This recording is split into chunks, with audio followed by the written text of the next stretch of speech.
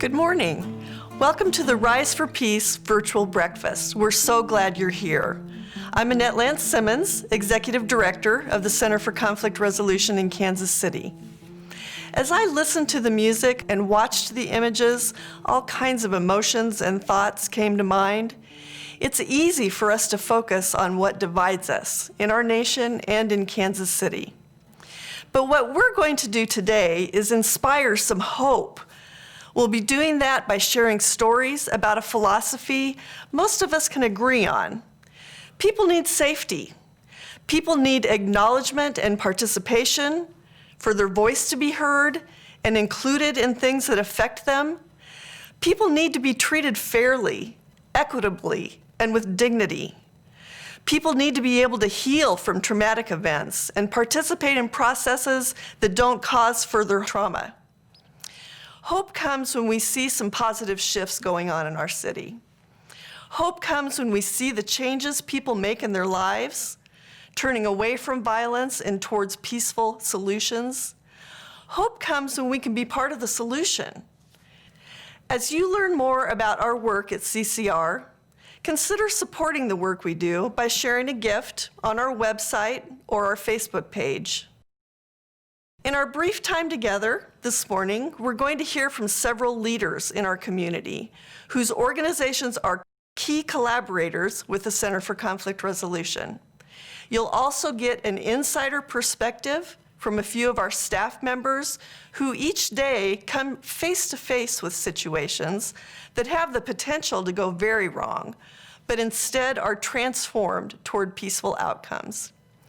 Transformation is at the heart of the three connected bodies of work that we offer: conflict resolution, restorative justice, and trauma awareness and resilience. The Center for Conflict Resolution focuses its services around three groups: families, churches, and neighborhoods, prisons, reentry, probation and parole, and court-referred individuals, and then education, schools, and youth organizations. Because we are all different, conflict is inevitable, but violence is not. Teaching people how to respond to conflict in a positive way is what CCR is all about. And nowhere is that more important than in our schools. When students have knowledge and skills to manage conflict successfully, we can support meaningful change in their lives, as well as the communities where they learn, play, and live. Dr. Mark Bedell, Superintendent of Kansas City Public Schools, shares his insights on the importance of CCR's school-based programs, and just as important, the community's support of our work. We've had a phenomenal working partnership with the Center for Conflict Resolution. I've started back in 2016, and they've been a part of this journey in the 4.2 years or so that I've been here as superintendent. What I'm most proud of is that in our partnership, we've been able to educate our faculty and staff and students on restorative practices. We started at two of our middle schools, which was Northeast Middle and Central Middle. And during my times of going and visiting those schools, of which I do unannounced, I watched how hard the faculty and staff of this organization have worked. Ms. Annette Lance Simmons is phenomenal as a leader. But what I am most impressed with is that not only are you all working with our students, you actually trained our entire executive team. We went through a 2-day restorative circle of learning, and it equips us with the tools that we need to be able to go into our schools and figure out if implementation is taking place. Additionally, that training has been expanded now to where you have trained a number of administrators throughout our district. You also have trained SROs and some of our security officers to the tune of over 60. And I know that that will make a huge difference in the working relationships that they will have with our students. Finally, it is important to note that as a result of our partnerships, we have seen as a district a decrease in our suspension rates, a decrease in disciplinary infractions, And we believe that many of our adults are beginning to look at alternative ways to work with our kids, to educate our kids on how they need to properly address conflict that they have within each other or within adults. And we believe that it's making a difference. So I am extremely excited as superintendent to be able to continue the partnership. We're expanding this year, and we will have Lincoln Middle School as an addition. And we're looking forward to the continued partnership because I feel like it's been a true value add to our school district. So, Ms. Annette Simmons and team, way to go. I am extremely proud to be a partner with your organization. Hey everyone, thank you so much for tuning into our virtual Rise for Peace breakfast. I'm so thrilled that you're here today, and I'm so excited that I get to share with you some of the experiences that we have. So I mainly work in schools, and one of the things that's kind of challenging with our work in schools is that we don't often get to see kind of the full circle or the growth that happens from the seeds we plant of conflict resolution and restorative justice. So one really cool story that happened this past spring was a teacher I had worked with, a fourth grade teacher, texted me and told me later, after I had been out of her classroom for months, that one of the students had used some of our language about conflict resolution choices in a topic sentence paragraph. And this is a big deal, right? So this fourth grader is learning how to write paragraphs. And she also did not like me. She really, during the time I was with her at least, she was kind of challenging to work with and didn't really seem like she wanted to be in my class, which is totally fine, but we kept on going. And so when I got this text, I was so excited because she actually showed this growth that that she was using the stuff that we had taught to actually engage with not only life, but with her writing. And that was one of the coolest moments. And I really did see kind of that seed that we planted kind of just grow. And that was one of the coolest moments I think I've had working for CCR, was getting that text message and following up with that teacher. That's so interesting. I'm reminded of a quote that Warren Buffett said. He said, "Someone is sitting in the shade today because of a tree that someone planted a long time ago." And today, more than ever, our youth are needing more seed planters. They're needing people like you and I that'll take the time to go in the classroom, learn about them, learn about their experience. I know that that's one of the things that helped me get to this place in life, quite literally. I grew up in a place and time where I didn't know who I would see the next day, and without people that were actively there in my life to be these wonderful places of support and understanding, there's a real chance that I wouldn't be here today. And so this is the experience that a lot of the kids that we work with have. In Kansas City, there are a lot of places where children are exposed to traumatic events. In fact, during one of the workshops that I was leading, there was a young man where after class comes up to me and he begins telling me about his experience. During the class, he was giving off some not something is wrong vibes, but he wasn't all the way there type of vibe, which all the time we don't always read that correctly. Sometimes we may perceive it as, oh, they don't like the material that I'm presenting. They think it's boring. They'd rather be sleeping and or eating. But we were particularly just checking in. And after class, I was amazed that the young man came up to me and shared that he had witnessed someone driving with a gun pointed out the window. You know, this young man was confronted with an opportunity to think about whether or not this was going to be the last time he'd breathe, last time he'd see anything. And this is the same kid that still ended up having to come to school, still having to do his homework, having to interact with other students, while also mentally dealing with this very visual image that he clearly saw. Every day we're confronted with stories like this. It may not be exactly a young man seeing a person holding a gun, but it could be there's something going on at home, some evidence of violence there. It could be something that is going on in the school. someone that they're having an issue with. And we have the privilege and opportunity to provide them with the language that they need to deal with that conflict, to better understand the interpersonal dynamics of perspective, to understand concepts like, is this a situation that I may need to walk away from and why? Are there things that I'm dealing with from my past that are impeding my ability to read the situation correctly? And so just grateful that we have an opportunity to positively contribute to their character. We're living in a time of uncertainty and anxiety as our city's rate of violence and crime is on the rise.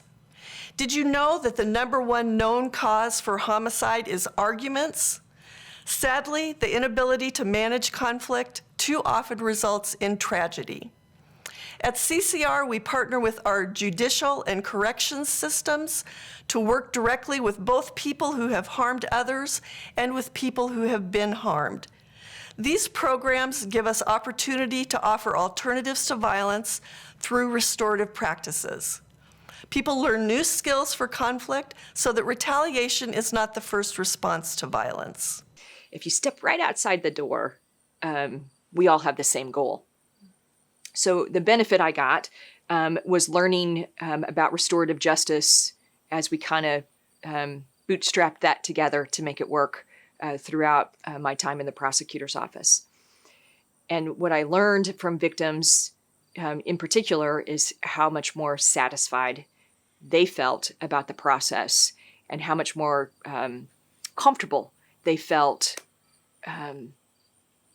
with the level of engagement that they got to have through a system where they got to be recognized, they got to speak their own piece, and they were part of the solution.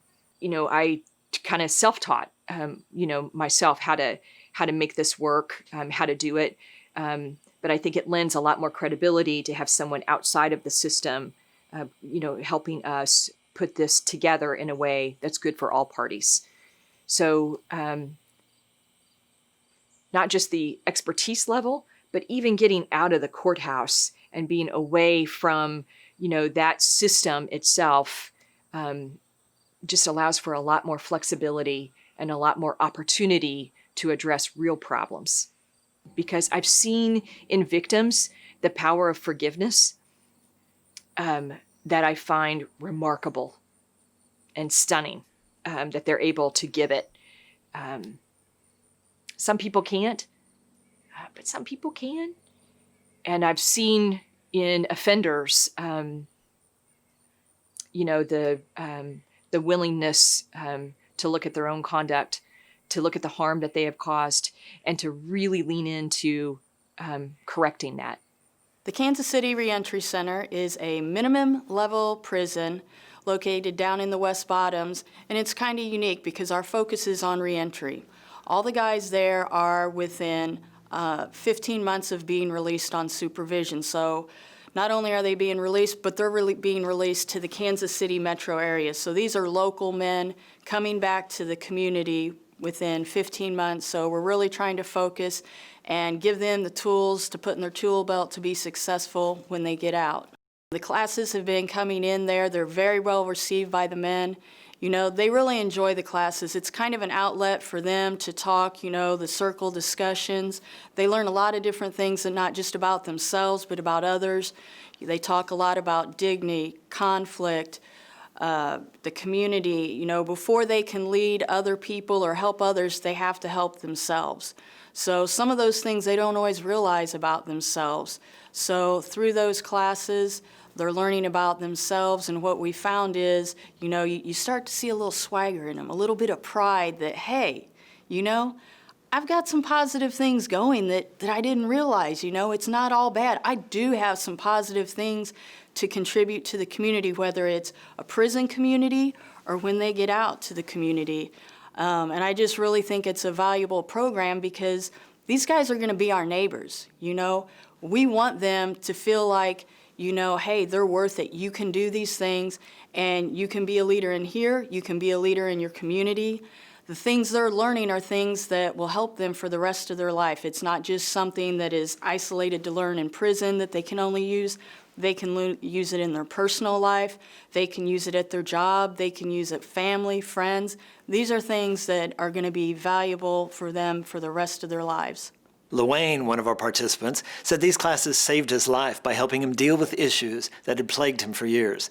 He now saw how the lessons he learned in class were changing him and making him a better father to his daughter. He was grateful for the results. CCR also offers support circles over a 12-week period for people who were on probation or parole.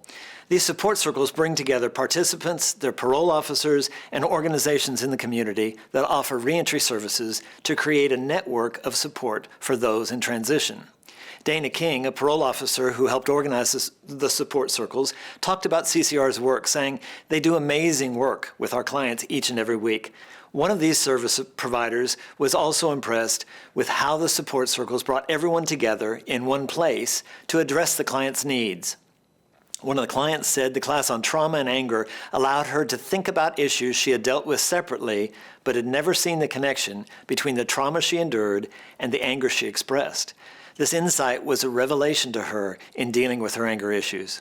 I have a lot of hope because I get to work with real people. And where there are people, there's hope. CCR has been serving the Kansas City community for over 20 years. Our well-trained and experienced staff members guide others to resolve problems, even in the most trying situations. We help people get along. Landlords and tenants, neighbors, students, families, and coworkers, so that people are safe, feel valued and understood, and can live with dignity. We see them every day. Those nameless men and women standing at the intersections holding signs. Many of the signs include the word homeless. And so many times we avoid their eye contact. Homelessness is a real possibility for tenants in landlord-tenant cases. And you can't avoid their eye contact. You can't avoid their story. You get to know their name, their story, and their plight. Recently, a young mother faced eviction. Newly separated, the rent was more than she could pay, and she'd moved out the day before court. The landlord wanted back rent, and the tenant, she wanted to avoid the eviction. Negotiations were tense. The young mother became agitated and finally screamed, "I'd rather take a bullet to the head than to have another eviction." Both the landlord and I were surprised. And the emotion was just off the charts. I asked her to explain. And she told us that if she had one more eviction on her record, she would never get her children back from DCS. She told us she'd been evicted several times before after separating from the children's father.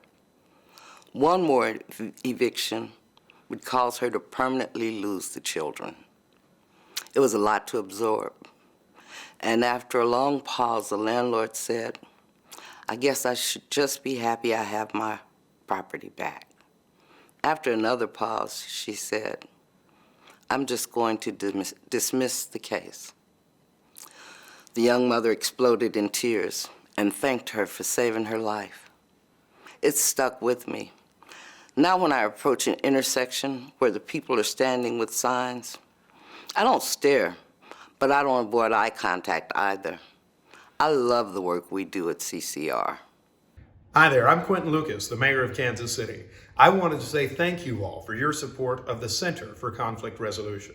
This has been a challenging year in many ways in Kansas City. And one thing that we have learned, not just this year, but in years past, and it's the sort of thing that you work on all the time, is that we can't enforce our way out of our problems. We can't merely throw money at the back end of the process. What we need to do is teach more conflict resolution on our streets, in our schools, in our families. And that's the sort of work that you've done. Whether they be at high school programs, whether they be out in the community, whether they be helping folks of all ages figure out how we can resolve peacefully so many of the conflicts of our time and of our day. I want to say thank you for your support because you are making a difference to the future of our community, not just in how it relates to crime, but how it relates to how we interact. There's a lot of divisiveness now in our country, in our state, and unfortunately in our city. I see it each day, I hear it each day, sometimes I'm even a part of it.